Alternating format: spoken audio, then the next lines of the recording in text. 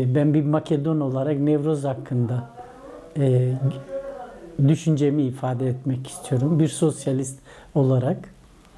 E, Nevroz, Balkanlarda annem anlatırdı. Bahar geldiğinde doğanın uyanışıyla kış uykusundan kalkan halklar da karlar eridikçe ayağa kalkıp baharın gelişini, yeni bir uyanışı temsil ettiği için kutlarlarmış ve annem ekonomik durum uygun olduğu zaman bize yumurta pişirir, verirdi. Makedonca Nevroz diye seslenirdi. Her dilde, şivede farklı bu sesleniş. Balkanlarda bunun kutlandığını, Makedonların da kutladığını annem bize söylemişti. Onun dışında Nevroz evet bir bahar uyanışı ama halkların, ulusların tarihinde bayramlar hep bir şeyden kurtulduktan veya bir şeye erdikten sonra, bir güzelliğe erdikten sonra yapılan bir toy, bir şenlik, bir eğlence, bir halk kültürü olarak önümüze çıkıyor. Bir de Nevroz'un efsanevi bir Mezopotamya'da efsanevi bir söyleşisi var, söylentisi var. Mezopotamya'da bir kral, Dehak, kendi sağlığı için çocukların beynini yiyor. Bildiğim bu. Ve buna karşı isyan eden bir halk var. Başlarında demirci Kava. Buradan da anlıyoruz ki halklar zulüm gördükleri diktatörlere karşı çıktıkları zaman da bir şeyleri, bir geleneği üretiyorlar.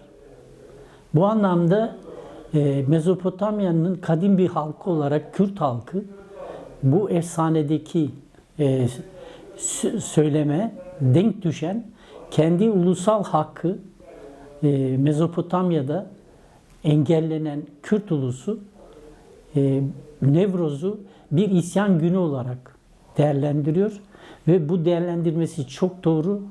Çünkü Kürt ulusu birçok ulustan çok daha kalabalık olmasına rağmen Mezopotamya'da henüz ulusal devletini kurmuş değil.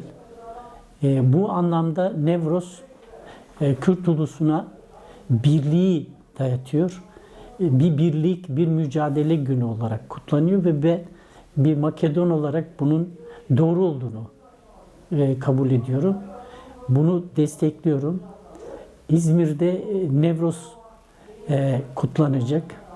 Sanırım Gündoğdu'da olacak bu. Bütün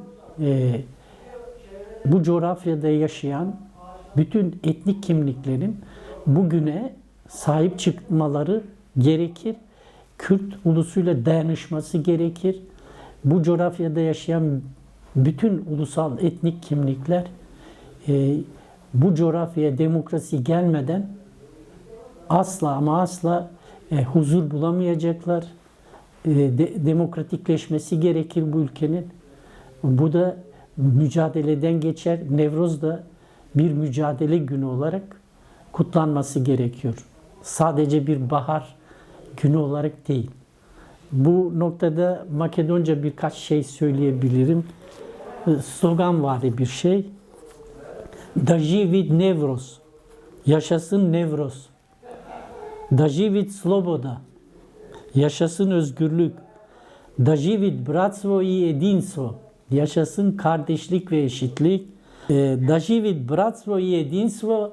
Daživid Mir i Pravda. Yaşasın barış ve adalet. Bir Arap Alevi olarak ben de bu sene Nevroz meydanlarında olacağım. Çünkü bu mücadele hepimizin. Nevroz yalnızca bir bayram değil, direnişin, yeniden doğuşun, halkların birlikte ayağa kalkmasının bir simgesi aynı zamanda. Biz Arap Aleviler olarak yıllardır asimile ediliyoruz, ötekileştiriliyoruz. Ama acılarımız ortak halklar olarak, hikayelerimiz ortak ama direncimiz de ortak. Bizler şunu görüyoruz, son zamanlarda Orta Doğu'da yaşanan gelişmeler, bir halk özgür değilken diğer halkların gerçekten özgür olmasının mümkün olmadığını bizlere gösteriyor. Bir Arap Alevi olarak Nevroz'a baktığımız zaman aslında kendi tarihimizde yaşadığımız baskılarla Kürt halkının mücadelesinin arasında derin bir bağ görüyorum. O yüzden Nevroz bizim için aynı zamanda bir dayanışma çağrısı, halkların birbirine omuz verme çağrısı. Bugün gerçekten ihtiyacımız olan şey birbirimizi duymak, omuz omuza mücadele etmek. Egemenler her yerde bizi ayrıştırmaya, bölmeye çalışıyorlar. Oysa bizler halklar olarak yan yana geldiğimizde güçlüyüz. Artık halkların kaderinin saraylarda egemenler tarafından belirlendiği değil, sokaklarda ortak mücadelemizle kaderimizi belirleyebileceğimiz, geleceğimizi belirleyebileceğimiz, özgür günleri belirleyebileceğimiz günler için tüm halkları Nevroz'da yan yana olmaya, birlikte mücadele etmeye davet ediyorum. Bugün hala Suriye'de cihatçı çeteler tarafından Arap Aleviler kimliği ve inancı sebebiyle katlediliyorlar. Ama Nevroz ateşi bu karanlığı parçalamanın önemli bir günü olacak. O gün ateşin etrafında sadece bir halk değil, tüm ezilen halklar olarak bir arada olacağız.